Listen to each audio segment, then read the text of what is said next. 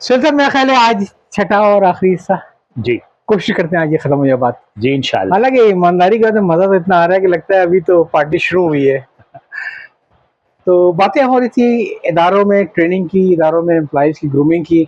आपने बड़ा अच्छा गाइड किया कि भाई किसी इदारे को ज्वाइन करने से पहले पूरी इन्वेस्टिगेशन बंदा कर ले अच्छी तरीके से, जो अपने सवाल वैसे है। मेरा ख्याल है कि जो नौजवान इसे सुन रहे हैं वो यकीनन इन चीज़ों से फ़ायदा उठाएंगे और इस पर मजीद अमल करने की कोशिश करेंगे। आगे आप कहाँ लेके चलते हैं, क्योंकि आज मुझे आपसे कुछ अपनी सहाफ़त के बारे में बातें करनी है। पहले ज़रा ट्रेनिंग और करप्शन वाला ख़त्म हो जाए। पहले पहले आपकी करप्शन ख़त्म हो जाए। मेरी करप्शन खत्म हो गई। अच्छा चलिए। देखिए जो आपने सहाफत वाली बात की, मैं ये कहूँगा कि जब मैं पीआई में रहा और अक्सर औकात अफसर बकार खास कर दिया जाता था, तो कोई मेरे 11 साल के अरसे में कुछ 4 साढ़े 4 साल तो मैं बाकायदा ओएसडी रहा और बाकी ऐसे असाइनमेंट पर रहा जिनमें कभी कभार काम भी नहीं था। तो तकरीबन आप समझ लें कि आधा अरसा मैंने एक्टिवली काम किया, बाकी मुझे करने नहीं दिया गया। तो जो वो ओएसडी के रहा या जो ये रहा, तो उसके मुझे 2 तोहफे मिले। अच्छा। जी, एक अच्छा कह लें या शायद दोनों ही अच्छे, क्योंकि वो बहरहाल आपको तनख्वाह मिलती है, सारी चीज़ें होती हैं, लेकिन एक घर रहने का अपना एक प्रेशर होता है। तो उस प्रेशर के नतीजे में मेरे ब्लड का प्रेशर कुछ आगे पीछे हो गया, तो जिसके नतीजे में मुझे उसकी दवा बाकायदगी से लेनी पड़ती है। जाहिर है लोगों के चेहरों में सवाल होते हैं, लोगों की आंखों में जी, सवाल होते हैं। बहुत प्रेशर होते हैं, घर वाले भी परेशान होते हैं, बहुत सारे लोग कहते हैं क्यों ये घर में बैठे हैं तो कुछ तो इन्होंने भी किया होगा, अब किस-किस को वो जवाब दें। तो खैर ये वाला तो दूसरा तोहफ़ा मुझे ये मिला कि चूँकि मैं एक लाइब्रेरी के साथ अटैच हुआ, वहाँ से बहुत सारी किताबें लेके पढ़नी शुरू की और जब आप पढ़ते चले जाते हैं तो फिर आपका दिल करता है लिखने का। तो यूँ लिखने का अमल मेरी ज़िंदगी में आया और मैंने लिखना शुरू किया। तो वैसे ये अच्छा तोहफ़ा था। ये गनीमत है कि आपने पहले पढ़ना शुरू किया और फिर लिखना शुरू किया। वरना आजकल जो मैं देखता हूँ कि बहुत से ऐसे लोग जिनको अभी पढ़ना चाहिए वो लिखना शुरू कर लिख रहे हैं देते हैं। और जिनको लिखना चाहिए वो पढ़ रहे हैं जो आमतौर पे क्या नहीं, जी। मैंने पढ़ा और उसके बाद फिर खुद ही कुछ दिल चाहा तो मैंने लिखा, उसकी पजीराई भी मिली और मेरे आर्टिकल्स जो हैं वो नेशनल डेलीज में भी छपते रहे। मैंने समाजी मौज़ूआत पे भी बहुत सारी बातें लिखी, लेकिन ये वो बातें जो हम शायद मिन हैसुल कौम सुनना नहीं चाहते।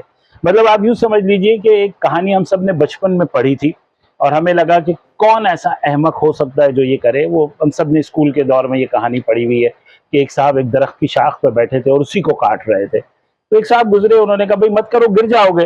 वो कहते यार जाओ भाई अब अपना काम करो। और खैर वो शाख काटता रहा, थोड़ी देर बाद शाख भी गिर गई और खुद भी गिर गया। भागा भागा उस आदमी के पास गया और उससे कहा कि भाई आप तो बहुत अक्लमंद आदमी हो। उसने कहा नहीं भाई, जो तुम जिस शाख पे बैठे थे उसको काट रहे थे तो उसका अंजाम तो यही होना था। अब हम जब जब स्कूल में ये कहानी पढ़ी थी तो किसी की समझ में नहीं आया था कि कोई इतना बेवकूफ़ कैसे हो सकता है। लेकिन आप ये देखिए कि मिनहसुल कौम हम 70 साल से यही काम कर रहे हैं।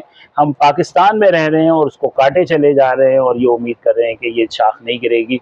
क्योंकि मेरी एक और तहरीर थी जिसमें मैंने लिखा था कि पाकिस्तान आर्जी कयाम की नहीं, मुस्तकिल कयाम की जगह है।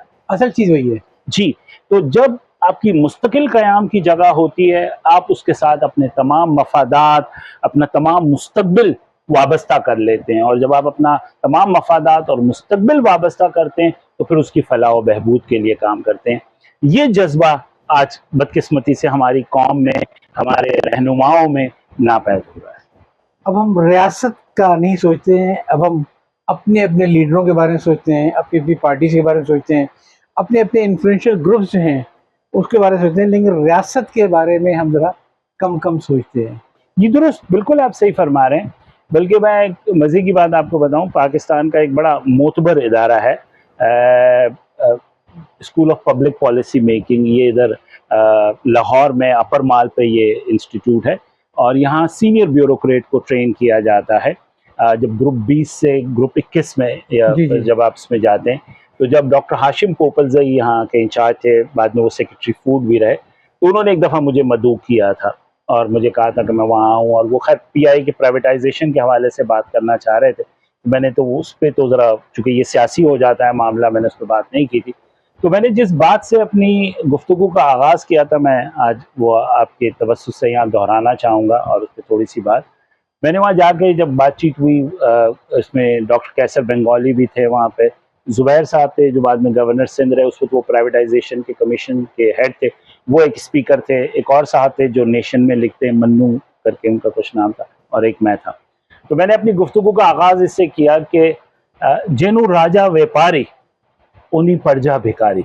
फिर दसी जी, मैंने कहा कि जेनु राजा व्यापारी कि जिनका राजा कारोबारी हो जाए। जी, जिनका राजा या जिनके जहाँ के हुक्मरान अगर कारोबारी तबके के लोग होंगे, उन्हीं प्रजा भिखारी, कि फिर वहाँ की आवाम सिर्फ भिखारी होती है। देखिए आपने वादा किया था कि अब सियासत की बात नहीं करें और आप घुमा के ले आए ना। देखिए मैंने तो कहावत बयान की है, अब अगर आप इसे, ये कहावत नहीं हकीकत है। देखिए कॉन्फ्लिक्ट ऑफ इंटरेस्ट होगा व्यापारियों का, हाँ, तो फिर कौन तो भिखारी बनेगी। देखिए ये फिर आपने एक ऐसी बात की कि ये हकीकत हो गई। देखिए वो कहते हैं कि जो कौमें तारीख से सबक नहीं लेती, उनका जोग्राफिया बदल जाता है। क्या बात है, क्या बात है। तो दोहराइए जुमला जनाब। ये जनाब ये जुमला यूं ही है कि जो कौमें तारीख से सबक नहीं लेती, उनका जोग्राफिया बदल जाता है। बहुत तो अब ये भी देखिए, और मेरा ख्याल है हम उसकी भी एक मिसाल है, ठीक है ना, हम उसकी भी एक मिसाल है। मैं ज़्यादा उसकी तफसील में नहीं जाना चाहूँगा। तो ये वो चीज़ें अगर हम, आपने तो चंद जुमलों में पूरी 175 साल की तारीख पर बयान कर दी कि जिस शाख पे बैठे उस शाख को काटना, राजा व्यापारी थे प्रजा भिखारी, मतलब हम तो यही सब देख रहे हैं। जी दुरुस्त दुरुस्त। अब इसमें जो है ना, हर कोई अपने अपने लेवल पे, देखिए इसके लिए करप्शन करने के लिए मैं कोई नाम नहीं लेना चाहूँगा कि कोई बहुत बड़े आप लैंड ग्रैबर नहीं होने चाहिए। अगर आपने अपने घर के बाहर जो फुटपाथ का हिस्सा अगर अपनी पोर्च में या अपने एक ढलान के तौर पे शामिल कर लिया, तो आप भी वैसे ही लैंड ग्रैबर हैं जिस तरह कोई एक बड़ा लैंड ग्रैबर है। तो जिस तरह वो है कि अगर आपने छोटी सी, जिस तरह हमने कहा कि इदारों में अगर आप काम करने के बजाय गपशप और सियासत कर रहे हैं, तो फिर आप भी वैसे ही करप्ट हैं। बल्कि किसी ने बड़ी खूबसूरत बात कही थी, चूंकि दोबारा खैर करप्शन पे बात आ गई। उन्होंने कहा अगर आप घर में आधी चम्मच चीनी इस्तेमाल करते हैं चाय में, और होटल में जाके 2 चम्मच डालते हैं, और घर में आप किसी एक काम के लिए 1 टिश्यू इस्तेमाल करते हैं और बाहर जाके उसी काम के लिए 4 या 5 टिश्यू कर रहे हैं, तो आपको मेरा ख्याल है अपनी गिरेबान में झांकने की जरूरत है। ऐसे किरदार मैंने जिंदगी में देखे हैं, होटल में नहीं दफ्तर में, कि वो जब दफ्तर में चाय पीते थे तो बजाय 1 के 2-3 टी बैग डालना, और फिर उसके अंदर शुगर जो है बजाय 3 के 4-5 नहीं डालना, और उसे कहा यार शुगर बता कहना यार घर में बिल्कुल पीता नहीं, तो बैलेंस रहती सारी है। तो बहरहाल ये भी एक है। जी सही, बिल्कुल सही फरमा रहे हैं। इस वक्त जो आगही जिस समाजी ज़राए अबलाग के बिना पे जिस नहज पे चली गई है, तो मैं उसे इलाज का पहला दर्जा करार देता हूँ। सही। इलाज का पहला दर्जा ये है कि आपको इल्म हो जाए कि मुझ में खामी, मुझ में कमज़ोरी, मुझ में ख़राबी क्या है। तो मेरा ख्याल है कि हम मिन हसूल कौम अब इस वक्त इससे गुजर रहे हैं। अब अहम बात यह है कि हम इससे क्या सबक लेते हैं। एक बात मैं आपको वसूख से कह दूँ कि ये मुल्क जो है ना, ये खुदा का तोहफा है। और ये देखिए, ये आप देखिए किसी को भी आप एक तोहफा दें, अगर वो तोहफे की कदर व मंजिलत नहीं करता, तो फिर जो तोहफा देने वाला उस तोहफे के साथ क्या करता है वो है। तो ये मुल्क अल्लाह का एक दिया हुआ अतिया, एक तोहफा है, हमें इसको कदर करने की ज़रूरत है। बल्कि मैं एक स्टेप और कहूँगा, जी प्लीज़। सिर्फ तोहफा और अतिया नहीं है, एक अमानत है जो हमें अगली नस्ल को देनी है। जी बिल्कुल बिल्कुल बिल्कुल बिल्कुल। मैं तो आपको एक बात बताऊं कि ये मुल्क क्या, इसका हर एक जो इसमें जो भी वसाइल हैं, जी, हम उस वसाइल के भी अमीन हैं। जी। और साहब फिर एक चीज ये भी है, जैसे कहते हैं ना औलाद को, कि औलाद सपूत होती है, कपूत होती है और पूत होती है। कि सपूत वे जिसमें इजाफा करता है, और पूत वे जो बरकरार रखता है, और कपूत जो बेड़ा करता है। तो इस मुल्क पे हमें न सिर्फ एक अगली नस्ल को देना है, बल्कि पहले से बेहतर बना के देना है। और हमने सबका ठेका नहीं लिया है, अपनी अपनी हद तक जो भी हम बेहतर कर सकना चाहे करते रहना चाहिए मुझे। मेरा ख्याल है ये सेगमेंट भी एंड की तरफ आ रहा है, तो मैं एक बात के साथ इसका इख्तिताम भी करना चाहूँगा। जब मैं BSc कर रहा था इस्लामिया साइंस कॉलेज से, तो हमारे एक टीचर थे अब्दुल मुबीन खान, उन्होंने एक बात कही। उन्होंने कहा मुसलमान कौम का एक बड़ा अलमिया ये है, या आप जो भी अच्छा है बात करें, कि वो अपने माजी पे बड़ा फ़ख्र करती है। हमने 700 साल स्पेन पे हुकूमत की, 1000 साल हिंदुस्तान पे हुकूमत की, वगैरह वगैरह वगैरह। उन्होंने कहा क्या आज का हमारा हाल ऐसा है कि मुस्तकबिल के आने वाला बच्चा हमारे हाल पे फ़ख्र कर सके?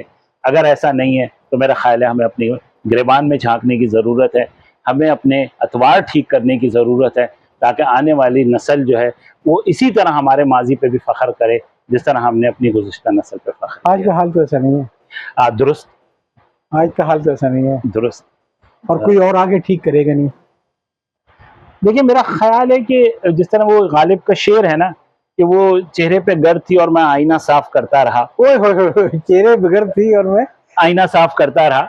देखिए, हम किसी का बात ना करें, मैं कतई तौर पे जिम्मेदार नहीं हूं कि आप क्या करते हैं, मैं सिर्फ अपने आप को ठीक कर लूं, मैं अपने अमाल का, अपने उसका जिम्मेदार हूं।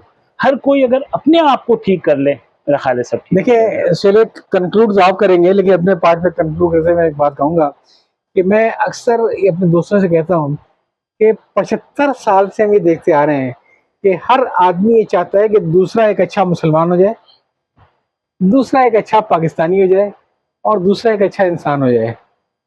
और इस पर हम इतनी मेहनत करते हैं, इतनी मेहनत करते हैं कि अपने ऊपर वो मेहनत करनी भूल जाते हैं। हालांकि अगर हम खुद को एक अच्छा पाकिस्तानी बनते हैं, खुद को बाकी के ठेके छोड़ के खुद को एक अच्छा मुसलमान होते हैं और खुद को एक अच्छा इंसान होते, तो आज शायद इस मुल्क में 2-4 करोड़ तो अच्छे मुसलमान और अच्छे पाकिस्तानी होते। हम दूसरों को ठीक करते रह गए, दूसरों को मुसलमान बनाते रह गए, अपने ऊपर नहीं है। जी दुरुस्त, बिल्कुल आप सही कह रहे हैं। मैं खाली जिस बात पे इसको कंक्लूड करना चाहूंगा, जो इस वक्त हाल है, जो तकलीफ दे है, क्योंकि ये बातें भी लोग नहीं सुनना चाहते जो मैं और आप इस वक्त कर रहे हैं, कि वो एक लतीफ़े नुमा वाक़या है। और इसी पे हम इसको कंक्लूड करेंगे कि एक बादशाह ने किसी से पूछा कि मेरी प्रजा, मेरी आवाम कैसी है, मैं कैसे जान सकता हूँ। तो हमारे आपके जैसा कोई उसका बुजुर्ग महर था, कोई मुशीर था, उसने कहा हुजूर कोई बड़ा मसला नहीं है, आप एक बहुत बड़ी हौज़, बहुत बड़ा तालाब सा खुदवा दीजिए, और जब वो बन जाए तो आप तमाम लोगों से कह दीजिए कि रात इसमें सब एक एक कप, एक एक प्याला भर के दूध डाल दें, और सुबह जो है वो पूरी जो हौज़ है वो दूध से भरी हुई होगी। आपको पता चल जाएगा कि आपकी आवाम आपसे प्यार करती है और कितनी ऑनेस्ट आवाम है, ईमानदार आवाम है। तो खैर वो बादशाह का हुक्म चलता है, हौज़ बन जाती है, हुक्म दे दिया जाता है। अब बदकिस्मती से चूंकि आवाम मेरे और आपके जैसी होती है, या मैं आपके लिए भी नहीं कहूँगा, मेरे ही जैसी थी चलिए, तो वो जो है हर किसी ने ये सोचा कि चूंकि सब दूध डालेंगे, एक मैं अकेला पानी डाल दूं तो क्या होगा। तो सुबह जब देखा तो हौज़ जो है वो पानी से भरी थी। और मुझे ये लगता है कि ये बस ये समझ लीजिए कि यही हमारा और आपका किस्सा है। जिस दिन हमने ये हौज़ दूध से भर दी, उस दिन कहानी पलट जाएगी। मैं आखिर में आपसे एक छोटी सी याद लेना चाहूँगा, क्योंकि मेरा अपना भी ट्रेनिंग से काफ़ी वास्ता रहा है, और मैं बतौर ट्रेनर अपने ट्रेनिंग को हमेशा अपना मोबाइल नंबर ज़रूर देता था, व्हाट्सएप ज़रूर देता था कि अगर प्रोफेशन से लिहाज से कोई प्रॉब्लम हो। तो अल्हम्दुलिल्लाह कई साल हो गए छोड़े हुए, लेकिन अक्सर व बेशतर मेरे पास फ़ोन आते रहते हैं और लोग गाइडेंस सीख करते रहते हैं, क्योंकि मैं चाहता हूँ रिलेशनशिप है। अगर आप याद दें तो मैं आपका मोबाइल नंबर भी, आपका व्हाट्सएप नंबर भी इसकी स्क्रीन डाल दूँ, ताकि आपके कोई पुराने जानने वाले जिन्होंने अपनी ट्रेनिंग अटेंड की हो, कुछ नए लोग अगर आपसे कभी मशवरा करना चाहें तो आपसे व्हाट्सएप पर मशवरा कर सकें। आपसे माइंड तो नहीं करेंगे? नहीं, कतई नहीं फारूक साहब, बिल्कुल आपको इजाज़त है। और अगर कोई राब्ता करेगा, कोई इसमें किसी चीज़ में तो किसी को कोई मशवरे की ज़रूरत है, तो इट्स ऑलवेज़ अ प्लेज़र। लेकिन आपको पता है कि बस थोड़ी-सी इसमें ये होता है कि कुछ नॉनसेंस किस्म की कॉलें भी आती हैं। मतलब मैं पहले ही बता दूँ कि मैं बेनज़ीर इनकम सपोर्ट में कतई इंटरेस्टेड नहीं हूँ। किसी ऐसी खातून को जिनके पास मैसेज करने का उसका मैं बैलेंस लोड नहीं करवा सकता। तो ये जो आप बड़े होके करेंगे क्या फिर आप? देखिए जब बड़ा होगा मैंने भी अपने जो मेरा ग्रुप है, जो मेरे लोग हैं, उनसे मैंने रिक्वेस्ट की हुई कि मैं कॉल अटेंड नहीं करूंगा। हाँ, आप व्हाट्सएप पे मुझे मैसेज भेज दीजिए, मैं आपको जवाब दे दूंगा। जी दुरुस्त, मेरे ख्याल है ये बहुत मुनासिब बात है। और उसके बाद अगर आप हो तो उनको फिर आप कह भी सकते हैं कि हाँ अब आप कॉल कर सकते हैं, अगर आपको लगता है कि वो अपनी सवाल, अपनी जो भी बात जानना चाहते हैं उसमें संजीदा। तो आप बिल्कुल मैं सुहेल याकूब साहब का व्हाट्सएप नंबर नीचे दे रहा हूँ, इनका जो अपना सेल्स का, मार्केटिंग का, HR का तजर्बा है। तो जो नौजवान अगर कभी किसी प्रॉब्लम में कोई मशवरा लेना चाहें वक्त ज़ाय किए बगैर, तो वो अपना सवाल एक या टेक्स्ट या ऑडियो के सूरत में भेज दें, और इंशाल्लाह आपको सुहेल याकूब साहब लाज़िम जवाब देंगे। इंशाल्लाह, बिल्कुल बिल्कुल। ये तो मेरा ख्याल है that's what I owe to the young people. Thank you. Suhail साहब, आपका बहुत बहुत शुक्रिया, आपने इतना वक्त लगाया और आपके साथ बात करके मुझे बड़ा मज़ा आया। अगर आप याद दें तो मैं आपसे बात में भी रास्ते में रहूँ। बिल्कुल फारूक साहब, ये तो आपको कोई कहने की नहीं है, इट्स ऑलवेज अ प्लेजर। मैं तो कहूँगा कि मेरी तरफ से शुक्रिया कि आपने मुझे मौका दिया। और मुझे तो खुद ऐसा लग रहा था कि कभी मैं वायद पहुंच गया था, कभी मैं DHL में था, तो इस सफर के लिए और कभी मैं PIA में OSD लगा हुआ था। बिल्कुल कभी तो इसके लिए आपका भी बहुत शुक्रिया। इंशाल्लाह मुलाकात चाहता हूँ। अल्लाह हाफ़िज़।